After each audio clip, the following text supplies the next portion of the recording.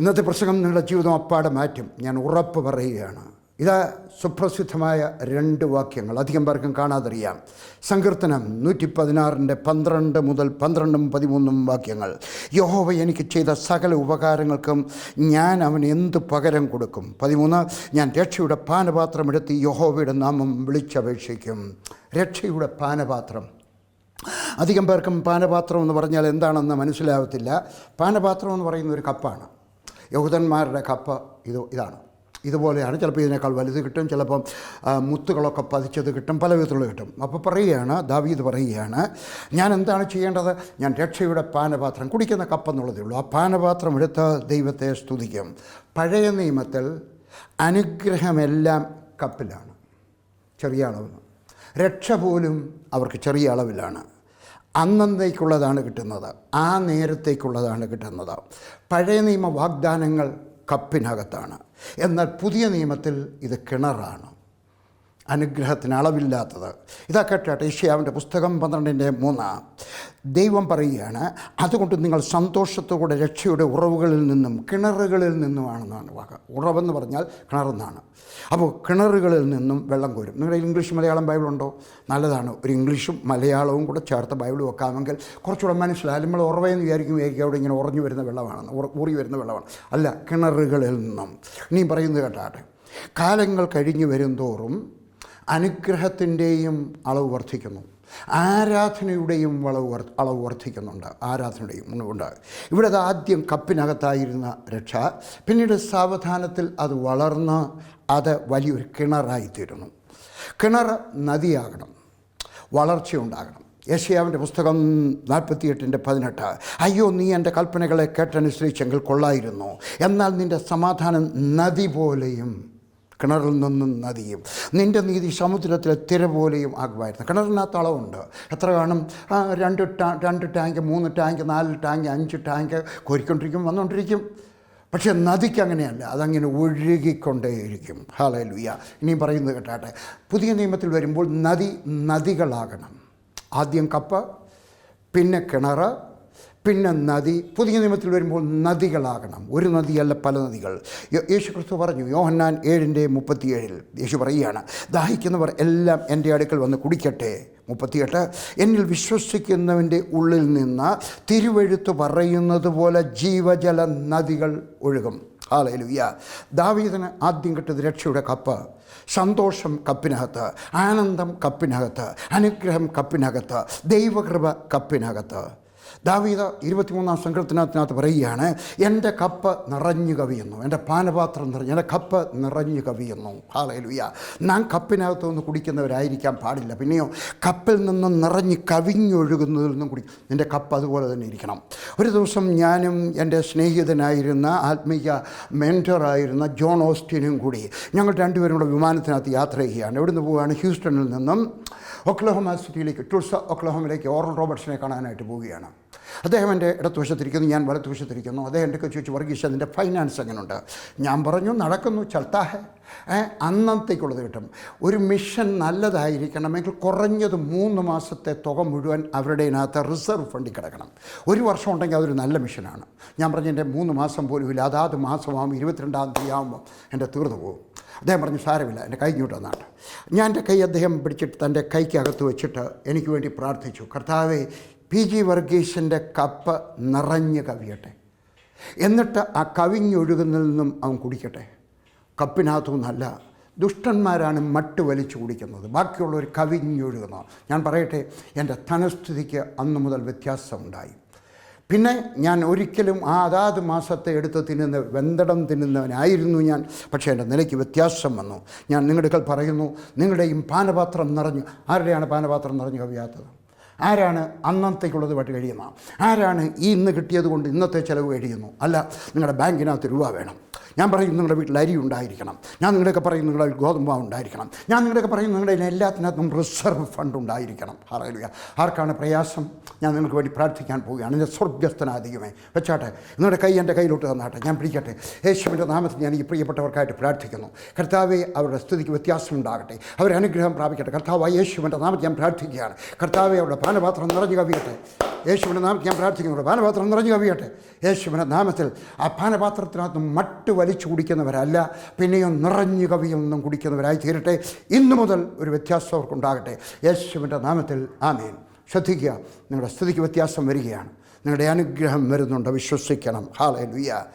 പഴയ നിയമത്തിൽ മഹാപുരോഹിതൻ വർഷത്തിലൊരിക്കൽ മൃഗത്തെ കൊന്ന് ഒരു കപ്പിനകത്ത്, ഒരു പാത്രത്തിനകത്ത്, ഒരു ബൗളിനകത്ത് രക്തവുമായിട്ട് ഇതുപോലെ ഒരു ബൗൾ എടുത്തുകൊണ്ട് കർട്ടന് പുറകിലേക്ക് പോകുന്നു, തിരശ്ശീലയ്ക്ക് പുറകിലേക്ക് പോകുന്നു. അവിടെ ചെന്നിട്ട് അവൻ 7 പ്രാവശ്യം അത് തളിക്കുന്നു. വർഷത്തിലൊരിക്കലേ പോകാനൊക്കത്തുള്ളൂ. അവൻ്റെ രക്ഷയ്ക്കും ഒരു ലിമിറ്റ് ഉണ്ടായിരുന്നു. മഹാപുരോഹിതൻ ജനങ്ങൾക്ക് വേണ്ടി കഴിക്കുന്ന പ്രാർത്ഥനയ്ക്ക് പോലും ഒരു ലിമിറ്റ് ഉണ്ടായിരുന്നു. എന്നാൽ പുതിയ നിയമത്തിൽ നാം വന്നു കഴിയുമ്പോൾ നമ്മുടെ രക്ഷ ചെറിയ പാത്രത്തിലല്ല, വലിയ പാത്രത്തിലല്ല, 7 പ്രാവശ്യം തളിക്കുമ്പോഴല്ല, നാം അതിനകത്ത് ജീവിക്കുന്നവരുമായിരിക്കണം. ഞാൻ നിങ്ങളുടെയൊക്കെ പറയട്ടെ, കപ്പുമായിട്ട് നടന്നത് മതി. ഞാൻ നിങ്ങളുടെയൊക്കെ പറയട്ടെ, വലിയ കപ്പുമായിട്ട് നടന്നത് മതി. നിങ്ങൾ കലവുമായിട്ട് നടന്നത് മതി, കുടവുമായിട്ട് നടന്നത് മതി. കപ്പ, കലം, കുടം, തൊട്ടി എല്ലാം പുറത്ത് മാറ്റിയിട്ടിട്ട് ഹല്ലേലൂയ ഒരു നദി സ്വീകരിക്കുക പോരാ, പല നദികൾ സ്വീകരിക്കുക. യോഹന്നാൻ എഴുതിയ സുവിശേഷം 4-ാം അധ്യായത്തിനകത്ത് ഒരു നല്ല കഥ പറയുന്നുണ്ട്. നമുക്കെല്ലാവർക്കും അറിയാവുന്നൊരു കഥ. യേശു ഗലീലയ്ക്ക് പോകുന്നു. സുഖാർ എന്ന ശമര്യ പട്ടണത്തിൽ എത്തി. ശമര്യ പട്ടണം യഹൂദന്മാർക്ക് വെറുപ്പുള്ള സ്ഥലമാണ്. അവിടെയുള്ളവരുമായിട്ട് വിവാഹം കഴിക്കത്തില്ല, അവരുമായിട്ട് ഇരിക്കത്തില്ല, അവരുമായിട്ട് ഏകദേശം അവരൊരു യഹൂദന്മാരാണ്, പക്ഷേ യഥാർത്ഥത്തിലുള്ള യഹൂദന്മാരല്ല. ഹല്ലേലൂയ. അവിടെ ഒരു കിണറുണ്ടായിരുന്നു. സുഖാർ എന്ന് പറഞ്ഞ സ്ഥലത്ത് യാക്കോബിൻ്റെ ഉറവ, യാക്കോബിൻ്റെ ഉറവ, കിണറുണ്ടായിരുന്നു. അവിടെ 6-ാം മണി നേരം, 6-ാം മണി എന്ന് പറഞ്ഞാൽ നമ്മുടെ 6 മണിയല്ല, അവിടുത്തെ മണി തുടങ്ങുന്നത് രാവിലെ 6 മണിക്കാണ്. ഉച്ചയ്ക്ക് 12 മണിക്ക് യേശു അവിടെ ചെന്നിരുന്നു. 7-ാമത്തെ വാക്യത്തിൽ പറയുന്നു, യോഹന്നാൻ 4:7, എനിക്ക് കുടിപ്പാൻ തരുമോ? ഒരു സ്ത്രീ അവിടെ വന്നിരിക്കുകയാണ്.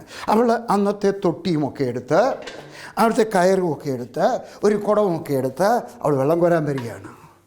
അവൾ വെള്ളം കോരിക്കഴിഞ്ഞപ്പോൾ യേശു അടുക്ക ചെന്ന് വെച്ച് പറഞ്ഞു, എനിക്ക് ചില കുടിക്കാൻ വെള്ളം തരുമോ? ഹല്ലേലൂയ. അപ്പോൾ ആ സ്ത്രീ കുറച്ച് തടസ്സമൊക്കെ പറയുന്നുണ്ട്. അയ്യോ, നീ യഹൂദനല്ലയോ? അയ്യോ, ഞാൻ ശമര്യക്കാരിയല്ലയോ? യഹൂദന്മാരും ശമര്യക്കാരുമായിട്ട് വലിയ കൊടുക്കൽ വാങ്ങലൊന്നുമില്ല, അതുകൊണ്ട് നീ ആൾ മാറിപ്പോയി. നിനക്ക് മനസ്സിലായില്ലയോ ഞാൻ ശമര്യക്കാരി സ്ത്രീയാണ്? ഇനിയും പറയുന്നത് കേട്ടാട്ടെ. എൻ്റെ യേശുവിന് ജാതിയില്ല, എൻ്റെ യേശുവിന് മതമില്ല, എൻ്റെ യേശുവിന് നിറമില്ല. ഹല്ലേലൂയ. നിങ്ങൾ ഏത് ജാതിയോ ആയിക്കോട്ടെ, നിങ്ങളുടെ നിറം ഏതോ ആയിക്കൊള്ളട്ടെ, നിങ്ങളുടെ മതം ഏതോ ആയിക്കോട്ടെ, നിങ്ങളുടെ കഴിഞ്ഞകാല ചരിത്രം എത്രയോ മോശമായിരുന്നു കൊള്ളട്ടെ, യേശുവിന് നിങ്ങളെ സ്നേഹിക്കുവാനും സ്വീകരിക്കുവാനും കഴിയും. 10-ാമത്തെ വാക്യം യേശു പറയുകയാണ്, നീ ദൈവത്തിൻ്റെ ദാനവും നിന്നോട് കുടിപ്പാൻ ചോദിക്കുന്നവൻ ആരെന്നും അറിഞ്ഞുവെങ്കിൽ നീ അവനോട് ചോദിക്കുകയും അവൻ ജീവനുള്ള വെള്ളം നിനക്ക് തരികയും ചെയ്യുമായിരുന്നു. നിങ്ങൾക്കും അറിയാൻ വയ്യ, നിങ്ങൾ കാണുന്ന പലർക്കും അറിയാൻ വയ്യ യേശു ആരാണെന്ന്, അല്ലേ? നിങ്ങൾ വിചാരിച്ചേക്കാം യേശു എന്ന് പറയുന്നത് പെന്തിക്കോസ്തുകാരുടെ ദൈവമാണ്, യേശു എന്ന് പറയുന്നത് ക്രിസ്ത്യാനികളുടെ ദൈവമാണ്. അല്ല. ഹല്ലേലൂയ. അവൻ ചോദിക്കുന്നവർക്കെല്ലാവർക്കും ജീവജല നദികളെ കൊടുക്കുന്നവനായ ദൈവം. ഹല്ലേലൂയ. 11-ാമത്തെ വാക്യം, സ്ത്രീ അവനോട്, യജമാനനെ, നിനക്ക് കോരുവാൻ പാത്രമില്ലല്ലോ, കിണർ ആഴമുള്ളതാകുന്നു, പിന്നെ ജീവനുള്ള വെള്ളം നിനക്ക് എവിടെ നിന്ന് കിട്ടും? തടസ്സങ്ങളാണ്, അല്ലേ? ഇന്ന് ഒത്തിരി പേർക്കും കർത്താവിൻ്റെ അടുക്കൽ വരാൻ എൻ്റെ വീട്ടുകാർ പിണങ്ങും, എൻ്റെ ജോലി പോകും, എനിക്ക് നാണക്കേടുണ്ടാകും, അയ്യോ ആരെങ്കിലുമൊക്കെ. ഞാൻ വേദപുസ്തകം, ഞാനൊരു തമിഴ് സഹോദരനെ ഞാൻ പട്ടാളത്തിലായിരിക്കുമ്പോൾ രക്ഷയുടെ അനുഭവത്തിൽ കൊണ്ടുവന്നു. ആ സഹോദരൻ ചർച്ചിലോട്ട് പോകാൻ നേരം വേദപുസ്തകം എടുത്തിട്ട് കടലാസിനകത്ത്, പത്രത്തിനകത്ത് പൊതിഞ്ഞ് ആരും കാണാതാണ് പോകുന്നത്. ഇല്ല, നിനക്കും പല തടസ്സങ്ങൾ കാണും, ആളുകൾ കാണും, ആളുകൾ എന്നെ കളിയാക്കും, എൻ്റെ വീട്ടിൽ നിന്ന് എന്നെ ഇറക്കി വിടും. ഹല്ലേലൂയ. പറയാണ് കിണർ. ഹല്ലേലൂയ. കിണറിനകത്ത് വെള്ളമുണ്ട്, അതിനകത്തൊന്ന് ഈ കയറിട്ട് കോരിയെടുക്കണം.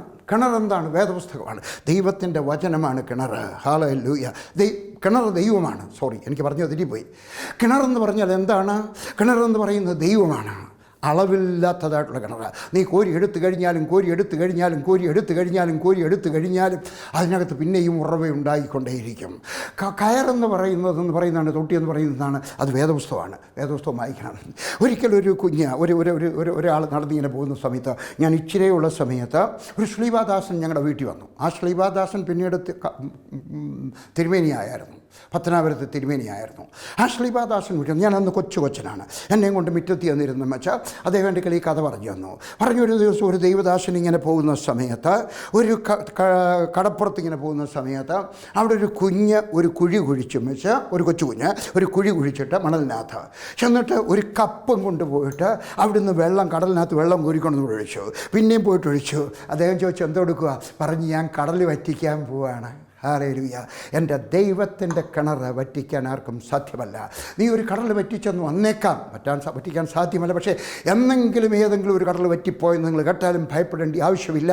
എൻ്റെ ദൈവത്തിൻ്റെ കരുണയുടെ, എൻ്റെ ദൈവത്തിൻ്റെ അനുഗ്രഹത്തിൻ്റെ, എൻ്റെ ദൈവത്തിൻ്റെ നന്മയുടെ കിണർ ഒരിക്കലും ആർക്കും പറ്റിക്കാൻ സാധിക്കും. നീ എന്തും മാത്രം കോരിയെടുത്താലും, അവൻ്റെ രോഗശാന്തി കോരിയെടുത്താലും, അവൻ്റെ സമാധാനം കോരിയെടുത്താലും, അവൻ്റെ അനുഗ്രഹം കോരിയെടുത്താലും, ഹല്ലേലൂയ, അതിന് കുറവ് വരുത്തുന്നില്ല. ഹല്ലേലൂയ. യേശു ക്രിസ്തു പറയുകയാണ് 13-ാമത്തെ വാക്യം, ഈ വെള്ളം കുടിക്കുന്നവന്, ഈ കിണറ്റിനകത്ത് വെള്ളം കുടിക്കുന്നവന്, നീ കോരിക്കൊണ്ടു പോകുന്ന വെള്ളം ഇതൊരു നേരത്തേക്കേ ഒക്കത്തുള്ളൂ, ഒരു ദിവസത്തേക്കേ ഉള്ളൂ. എന്നാൽ ഇത് കുടിക്കുന്നവന് പിന്നെയും ദാഹിക്കും. ഇനിയും പറയുന്നത് കേട്ടാട്ടെ, പാപത്തിന് ദാഹമുണ്ട്, പാപത്തിന് വിശപ്പുണ്ട്. ഒരു സിഗരറ്റ് വലിച്ചു കഴിയുമ്പോൾ പിന്നെയും ദാഹം വേറൊരു സിഗരറ്റിന്. ഒരു കഞ്ചാവ് കുടിച്ച് കഴിയുമ്പോൾ പിന്നെയും കുറച്ച് കഴിയുമ്പോൾ പിന്നെയും ഒരു കഞ്ചാവ് കുടിക്കാൻ ഒരു ദാഹം. ഒരു കള്ളം പറഞ്ഞു കഴിയുമ്പോൾ പിന്നെയും ഒരു കള്ളം പറയാൻ ഒരു ദാഹം. ഒരു മോഷണം നടത്തി കഴിയുമ്പോൾ പിന്നെയും ഒരു മോഷണം നടത്താൻ ദാഹം. അടിപിടി നടത്തി കഴിയുമ്പോൾ വീണ്ടും ഒരു അടിപിടി നടത്തുവാൻ ദാഹം. കൊലപാതകം നടത്തി കഴിയുമ്പോൾ വേറൊരു കൊലപാതകം നടത്താൻ ദാഹം. കള്ളം പറയുന്നവർ പിന്നെയും കള്ളം പറയുവാൻ ദാഹം. ദുർനടപ്പുകാരന് വീണ്ടും ദുർനടപ്പിന് ദാഹം. ഹല്ലേലൂയ. ഇനിയും പറയുന്നത് കേട്ടാട്ടെ, പാപത്തിൻ്റെ ദാഹവും വിശപ്പും അടങ്ങുന്നില്ല. 14-ാമത്തെ വാക്യം, യേശു ക്രിസ്തു പറയുകയാണ്, ഞാൻ കൊടുക്കുന്ന വെള്ളം കുടിക്കുന്നവനോ ഒരു നാളും ദാഹിക്കയില്ല. ഞാൻ കുടിക്കുന്ന വെള്ളം ജീവജലം, അവനിൽ നിത്യജീവങ്കിലേക്ക് പൊങ്ങി വരുന്ന നീരുറവയായി തീരും. ഹല്ലേലൂയ. അത് പൊങ്ങി വരും. അത് താഴെ നിൽക്കുകയല്ല, അത് കുറഞ്ഞു വരും. സാധാരണ കിണറുകളിലൊക്കെ വെള്ളം കുറഞ്ഞു പോകും. മഴക്കാലത്ത് കൂടും, പിന്നെ കുറയും, പിന്നെ ചൂടുകാലം വരുമ്പം കുറയും. പിന്നെ താഴെ ചിലപ്പം ഈ തൊട്ടിക്കകത്ത് മാത്രമേ കാണത്തുള്ളൂ, പാളത്തൊട്ടിക്കകത്ത് മാത്രമേ കാണത്തുള്ളൂ. എന്നാൽ എൻ്റെ സ്വർഗ്ഗസ്ഥനായ ഞാൻ ഒന്ന് വായിക്കാം. യേശു പറയുകയാണ്, ഞാൻ കൊടുക്കുന്ന വെള്ളം കുടിക്കുന്നവന് ഒരു നാളും ദാഹിക്കയില്ല. ഞാൻ കൊടുക്കുന്ന വെള്ളം ജീവജലം, അവന് നിത്യജീവങ്കിലേക്ക് പൊങ്ങി വരുന്ന നീരുറവയായിത്തീരും. ഹല്ലേലൂയ. അതുകൊണ്ട് ഞാൻ പറയുന്നു, ജീവജല നദികൾ ആ നദികളായിത്തീരും. ഹല്ലേലൂയ. ഞാൻ വേദപുസ്തകത്തിൽ കാണുകയാണ്, പുതിയ നിയമത്തിൽ ഒരു കപ്പ് നാം കാണുന്നുണ്ട്. എന്തിൻ്റെ കപ്പാണ്? വേറൊരു കപ്പ്. ഇതുവരെ ഞാൻ പറഞ്ഞ അനുഗ്രഹത്തിൻ്റെ കപ്പാണ്, രക്ഷയുടെ കപ്പാണ്. ഞാൻ വേറൊരു കപ്പും കൂടെ പുതിയ നിയമത്തിനകത്ത് കാണുകയാണ്. വേദനയുടെ കപ്പ്, രോഗത്തിൻ്റെ കപ്പ്, കഷ്ടതയുടെ കപ്പ്, ദുഃഖത്തിൻ്റെ കപ്പ്, ക്രൂരതയുടെയും നഷ്ടത്തിൻ്റെയും കഷ്ടത്തിൻ്റെയും വേദനയുടെയും കപ്പ് ഞാൻ വേദപുസ്തകത്തിൽ കാണുന്നു. എവിടെ കാണുന്നു? ഗത്സമന തോട്ടത്തിൽ. മത്തായി 26:30 യേശു ക്രിസ്തു ഇങ്ങനെ പ്രാർത്ഥിക്കുകയാണ്, പിതാവേ, കഴിയുമെങ്കിൽ ഈ പാനപാത്രം എങ്കിൽ നിന്ന് നീങ്ങിപ്പോകണം. അവിടെയും ഞാനൊരു കപ്പ് കാണുന്നു. ഈ കഴിയുമെങ്കിൽ ഈ പാനപാത്രം, ഈ കപ്പ് എങ്കിൽ നിന്ന് മാറിപ്പോകട്ടെ. ഏതിൻ്റെ കപ്പ്? വേദനയുടെ, ദുഃഖത്തിൻ്റെ, അടിപിടിയുടെ. യേശുവിൻ്റെ ഗത്സമന മുതൽ ക്രൂശ് വരെ കപ്പായിരുന്നു. കപ്പ്. ഹല്ലേലൂയ. ചട്ടവാറിൻ്റെ കപ്പ്, നിന്ദയുടെ കപ്പ്, പട്ടിണിയുടെ കപ്പ്, ദാഹത്തിൻ്റെ കപ്പ്. പട്ടിണിയായിരുന്നു അവൻ. ആഹാരം കൊടുത്തില്ല, ആരും വെള്ളം കൊടുത്തില്ല. അവൻ്റെ താടി പിടിച്ച് പിഴുകയാണ്. ഞാനിങ്ങനെ ഒരാൾ പ്രസംഗിക്കുന്നത് കേട്ടിട്ടുണ്ട്. അവൻ്റെ താടി ഇങ്ങനെ പിടിച്ചു വലിച്ചു കഴിഞ്ഞപ്പോൾ അവൻ്റെ മാംസം കൂടെ അടന്നു വന്നവൻ്റെ പല്ല് കാണാമായിരുന്നു. ഹല്ലേലൂയ. അവൻ്റെ കർണത്തടിക്കുന്നു, അതൊരു കപ്പായിരുന്നു. മുൾക്കിരീടം ഒരു കപ്പായിരുന്നു. പരിഹാസം ഒരു കപ്പായിരുന്നു. അവനെ നഗ്നനാക്കുന്നു, അതൊരു കപ്പായിരുന്നു. ക്രൂശിൽ 3 നാണിമേൽ തൂങ്ങിക്കിടന്നത് ഒരു കപ്പായിരുന്നു. ഞാൻ പറയട്ടെ, നിങ്ങളുടെ ജീവിതത്തിനകത്തും ഏതെങ്കിലുമൊക്കെ ഇതുപോലെ കപ്പ് വന്നാൽ, വേദനയുടെ, ചാട്ടവാറിൻ്റെ, പട്ടിണിയുടെ, ദാഹത്തിൻ്റെ, താടി വീഴുന്നതിൻ്റെ, കർണത്തടിക്കുന്നതിൻ്റെ, മുൾക്കിരീടത്തിൻ്റെ, പരിഹാസത്തിൻ്റെ, നഗ്നനായി പോയാലും, ക്രൂശിൽ 3 നാണിമേൽ തൂങ്ങിക്കിടന്നാലും, ഞാൻ പറയുന്നു, കർത്താവിൽ നിന്ന് അകന്നു പോകരുത്. സന്തോഷത്തോടെ സഹിക്കുക. ദൈവം ഇതിനെ തിരിച്ച് റിവേഴ്സ് ചെയ്ത് അതിനെ മറിച്ചിട്ട് അതിനൊരു നദികളാക്കുവാൻ കഴിയും. ശത്രു കപ്പ് തരുമ്പോൾ നീ ഒരു കിണർ കാണണം. ശത്രു തരുന്നത് കേട്ടാട്ടെ. 2 കൊരിന്ത്യർ 4:17 നൊടി നേരത്തേക്കുള്ള ഞങ്ങളുടെ ലഘുവായ കഷ്ടം അത്യന്തം അനവധിയായി തേജസ്സിൻ്റെ നിത്യഘനം ഞങ്ങൾക്ക് കിട്ടുവാൻ ഹേതുവാകുന്നു. എൻ്റെ ഈ പ്രസംഗം കേട്ട് കഴിയുമ്പോൾ നിങ്ങളൊന്നുകൂടെ വായിക്കണം. 2 കൊരിന്ത്യർ 4:17 നൊടി നേരത്തേക്കുള്ള ഞങ്ങളുടെ പ്രയാസം, ലൈറ്റ് അഫ്ലിക്ഷൻ ഇംഗ്ലീഷിനകത്ത്, ഫോർ എ മോമെൻറ്റ്, അല്പനേരത്തേക്ക്, നൊടി നേരത്തേക്കുള്ള എൻ്റെ വേദന. ഇനി പറയുന്ന പിശാച് നിനക്കൊരു കപ്പ് തന്നാൽ ആ കപ്പ് കഴിയുമ്പോൾ നീ ഒരു കിണർ കാണണം. എനിക്കിതിനപ്പുറത്തൊരു അനുഗ്രഹം വരുന്നുണ്ട്, ഞാൻ കാണുകയാണ്. അതിനപ്പുറത്ത് അത്യന്തം അനവധിയായി തേജസ്സിൻ്റെ നിത്യഘനം. ഹല്ലേലൂയ. ഈ കപ്പ് കുടിക്കുന്നവർക്ക് കിട്ടും. വേദനയുടെ, കഷ്ടതയുടെ, പ്രയാസത്തിൻ്റെ, ദുഃഖത്തിൻ്റെ, പരിഹാസത്തിൻ്റെ കപ്പ് കുടിക്കുന്നവന് ഈ അനുഗ്രഹത്തിലേക്ക് കിട്ടും. ഹല്ലേലൂയ. കപ്പ് നിറഞ്ഞോ, കിണർ നിറഞ്ഞു വരും. നിൻ്റെ കപ്പ് നിറഞ്ഞോ, പേടിക്കണ്ട, നിൻ്റെ കിണറും നിറഞ്ഞു വരും. ഇന്ന് പലർക്കും കഷ്ടതയിൽ സന്തോഷമില്ല, ജീവിത പ്രശ്നത്തിൽ സന്തോഷമില്ല, രോഗത്തിൽ സന്തോഷമില്ല, പരാജയത്തിൽ സന്തോഷമില്ല, പരിഹാസത്തിൽ സന്തോഷമില്ല. എൻ്റെ ദൈവം എൻ്റെ കൂടെയുള്ളതിനാൽ അവനിതെല്ലാം റിവേഴ്സ് ചെയ്തിട്ട്, അവനതെല്ലാം തിരിച്ചു മറിച്ചിട്ടിട്ട് എൻ്റെ കിണറ് പൊങ്ങി വരുവാൻ തക്കവണ്ണം ഇടയായിത്തീരും. ഹല്ലേലൂയ. പക്ഷേ ഇന്ന് പലർക്കും അത് കിട്ടാത്തതിൻ്റെ കാരണം എന്താണെന്നറിയാമോ? എന്തുകൊണ്ടാണ് ഈ അനുഗ്രഹം കിട്ടാതെ പോകുന്നത്? എന്തുകൊണ്ടാണ് അവർക്ക് സന്തോഷം കിട്ടാതെ പോകുന്നത്? ഞാൻ പറഞ്ഞുതരാം. അവരുടെ കിണർ പൊട്ടക്കിണറായി പോയതുകൊണ്ടാണ്. നിങ്ങളുടെ കിണർ പൊട്ടക്കിണറായി പോയിട്ടുണ്ട്. ദൈവം കിണറാണ് തന്നത്, പക്ഷേ അത് പൊട്ടക്കിണറായി. ലോകം അടച്ചു കളഞ്ഞു. ഹല്ലേലൂയ. അതിൻ്റെ ഉറവെ അടച്ചു കളഞ്ഞു. ഞങ്ങളുടെ വീട്ടിൽ ഞാൻ ജനിച്ചു വളർന്ന പപ്പ ജോലി ചെയ്ത തോട്ടത്തിൽ 2 കിണറുണ്ടായിരുന്നു. വീടിൻ്റെ മുൻവശത്തൊരു കിണർ, വീടിൻ്റെ പുറവശത്തൊരു കിണർ. വീടിൻ്റെ മുൻവശത്തെ കിണർ ചൂടുകാലമാകുമ്പോൾ മറ്റിപ്പോവും. അതിനകത്ത് അഴുക്കൊക്കെ വന്ന് വീഴും. ആ സമയത്ത് പപ്പ ഒരാളിനെ വിളിച്ചിട്ട് അതെല്ലാം കൂടെ ഇറച്ച്, അതെല്ലാം കൂടെ കഴുകി, കുറ്റിച്ചൂലെടുത്ത് തൂത്ത് അത് വൃത്തിയാക്കി, അതിനകത്ത് കുറച്ച് ചാരമോ ഏതാണ്ടൊക്കെ മരുന്ന്, പൊട്ടാഷ്യം പെർമാനേറ്റൊക്കെ ഇട്ട് കഴിയുമ്പോൾ അത് പിന്നെയും ഉയർന്നു വരും. ഞാൻ ചോദിക്കുകയാണ്, നിങ്ങളുടെ അനുഗ്രഹത്തിൻ്റെ കിണർ, നിങ്ങളുടെ സന്തോഷത്തിൻ്റെ കിണർ, നിങ്ങളുടെ സമാധാനത്തിൻ്റെ കിണർ, നിങ്ങളുടെ നന്മയുടെ കിണർ അടഞ്ഞിരിക്കുകയാണോ? ലോകം അതടച്ചു കളഞ്ഞു, പാപം അതടച്ചു കളഞ്ഞു, നെഗറ്റീവായിട്ട് നീ സംസാരിച്ച് അത് അടച്ചു കളഞ്ഞു. നിനക്ക് തന്നെ പറഞ്ഞടയ്ക്കാം. വചനം ഉള്ളിലില്ലാത്തത് കൊണ്ട് അത് ഉണങ്ങിപ്പോയോ? പ്രാർത്ഥനയില്ലാത്തത് കൊണ്ട് അത് ഉണങ്ങിപ്പോയോ? വേദപുസ്തക വായന ഇല്ലാത്തത് കൊണ്ട് അത് ഉണങ്ങിപ്പോയോ? ആരാധനയ്ക്ക് പോകാത്തത് കൊണ്ട് അത് ഉണങ്ങിപ്പോയോ? അബ്രഹാമിൻ്റെ കിണറിൻ്റെ ഉറവ അടഞ്ഞു കളഞ്ഞു എന്ന് നാം വേദപുസ്തകത്തിൽ വായിക്കുന്നു. എങ്ങനെയാണ് അടഞ്ഞു പോയത്? ഉൽപ്പത്തി പുസ്തകം 26-ാം അധ്യായത്തിൻ്റെ 15-ാമത്തെ വാക്യം. ഇസ്ഹാക്കിൻ്റെ പിതാവായ അബ്രഹാമിൻ്റെ കാലത്ത് കുഴിച്ചിരുന്ന കിണറൊക്കെയും ഫിലിസ്ത്യർ, ശത്രു, മണ്ണിട്ട് നികത്തിക്കളഞ്ഞിരുന്നു. മണ്ണിട്ട്, ഡേർട്ട്, ഇംഗ്ലീഷിൽ ഡേർട്ട് എന്ന് പറഞ്ഞാൽ അഴുക്കെന്നുള്ള അർത്ഥമാകണമെന്നില്ല. മണ്ണ അല്ലേ? മണ്ണെപ്പോഴും വൃത്തികെട്ടതാണ്, വളമൊക്കെ ഉള്ള മണ്ണ. ഹല്ലേലൂയ.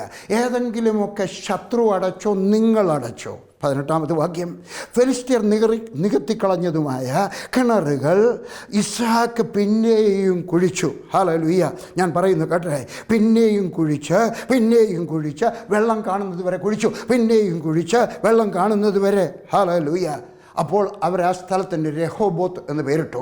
എന്ന് പറഞ്ഞാൽ വിശാലത എന്നർത്ഥം. ഇനിയും പറയുന്നത് കേട്ടാട്ട്, നിൻ്റെ കിണർ പിശാച് അടച്ചു കളഞ്ഞാൽ, നിൻ്റെ കിണർ പാപം അടച്ചു കളഞ്ഞാൽ, നിൻ്റെ കിണർ അനുഗ്രഹത്തിൻ്റെ കിണർ, ദൈവത്തിൻ്റെ കിണർ ഏതെങ്കിലുമൊക്കെ കാരണം കൊണ്ട് നീയോ ശത്രുവോ ആരെങ്കിലുമൊക്കെ അടച്ചു കളഞ്ഞാൽ എന്ത് ചെയ്യണം? നീ അത് ക്ലീൻ ചെയ്തെടുക്കണം. നീ ക്ലീൻ ചെയ്തുകൊണ്ട് ദൈവം നിനക്ക് വിശാലത തരും. നേരത്തെ ഉണ്ടായിരുന്നതിനേക്കാൾ കൂടുതൽ വിശാലത തരും. നമുക്ക് പരിശോധിക്കാം, നമ്മുടെ ജീവിതം പരിശോധിക്കാം, നമ്മുടെ കിണർ പരിശോധിക്കാം. പിശാച് മണ്ണിട്ട് ഇത് അടച്ചു കളഞ്ഞു. മൺവട്ടി എടുക്കാം, അടച്ചു കളഞ്ഞാൽ എൻ്റെ പപ്പ അങ്ങനെ ചെയ്ത് ആളിനെ വിളിച്ചിട്ട് ഒരു മൺവട്ടി എടുത്തിട്ട് അത് ക്ലീൻ ചെയ്യും. മൺവട്ടി എടുക്കാം, കുറ്റിച്ചൂലെടുക്കാം, കിണർ വീണ്ടും കുഴിക്കാം, ഉറവ വെടിപ്പാക്കാം. ഒരു കാര്യം, കിണർ വൃത്തിയാക്കുന്ന മണ്ണ്, ഇനിയും പറയുന്നത് കേട്ടിട്ട്, വൃത്തിയാക്കി എടുക്കുന്ന മണ്ണ് കിണറിൻ്റെ അടുക്കൽ ഇടാൻ പാടില്ല. ഇത് ഇന്നത്തെ കാലത്ത് വലിയ അർത്ഥമുള്ള കാര്യമല്ല. കാരണം ഇന്ന് കിണർ കണ്ടിട്ടുള്ള കുഞ്ഞുങ്ങൾ പോലും കാണത്തില്ല. അഥവാ ഉണ്ടെങ്കിലും അതിന് ചുറ്റുമൊക്കെ നമ്മൾ മതിൽ കെട്ടി ഉയർത്തിയിട്ടുണ്ട്. കാരണം അല്ലെങ്കിൽ കുഞ്ഞുങ്ങൾ വീഴും, പശുക്കൾ വീഴും, എന്തെങ്കിലുമൊക്കെ വീഴാം അല്ലേ? കള്ളന്മാരും ചിലപ്പോൾ വീഴാം. എന്നാൽ ഇന്ന് എൻ്റെ കൊച്ചുനാളിൽ മേളിലോട്ട് കെട്ടിയിട്ടുള്ള കിണറുകൾ അധികമില്ലായിരുന്നു. ഞങ്ങളുടെ തോട്ടത്തിലായിട്ട് പോലും ഞങ്ങളുടെ ഇതിന് പോലും കുറച്ച് കല്ലൊക്കെ വെച്ചിരിക്കുകയായിരുന്നു ആദ്യം. പിന്നീടാണ് ഞാൻ 7-ാം ക്ലാസ്സിലോ 8-ാം ക്ലാസ്സിലോ പഠിക്കുമ്പോഴാണ് അതിന് 4 വരിക്കും കെട്ടിയത്. ഇനിയും പറയുന്നത് കേട്ടാട്ടെ, ഈ കോരിയെടുക്കുന്ന മണ്ണ് ഇതിന് അടുക്കലങ്ങ് വിടരുത്. വളരെ ശ്രദ്ധിക്കണം. അത് അടുത്ത് കൂട്ടിയിടരുത്. ദൂരെ അല്ല, വളരെ ദൂരെ ഇടണം. നമ്മുടെ ഹൃദയം നമുക്ക് പരിശോധിക്കാം. എവിടെയെങ്കിലും അഴുക്കൊക്കെ കിടപ്പുണ്ടോ? നമ്മുടെ കൊടുക്കൽ വാങ്ങൽ നേരാണോ? നമ്മുടെ സംസാരം നേരെയാണോ? നമ്മുടെ മൊബൈൽ ഫോൺ നേരെയാണോ? നമ്മുടെ ഐപാഡ് നേരെയാണോ? നമ്മുടെ കമ്പ്യൂട്ടർ നേരെയാണോ? നമ്മുടെ പേഴ്സ്, വീട്, കയ്യ്, കണ്ണ്, കാലുകൾ. പിശാചിന് അവകാശം പറയുവാൻ കഴിയുന്നതല്ല ദൂരെ അല്ല, വളരെയേറെ ദൂരെ കൊണ്ട് കളയുക. കഷ്ടത ഒരു കപ്പാണ്, അനുഗ്രഹം ഉറവയാണ്, കിണറാണ്. യേശു ക്രിസ്തു പറഞ്ഞു, ദാഹിക്കുന്നവൻ വരട്ടെ, എല്ലാവരും വരട്ടെ.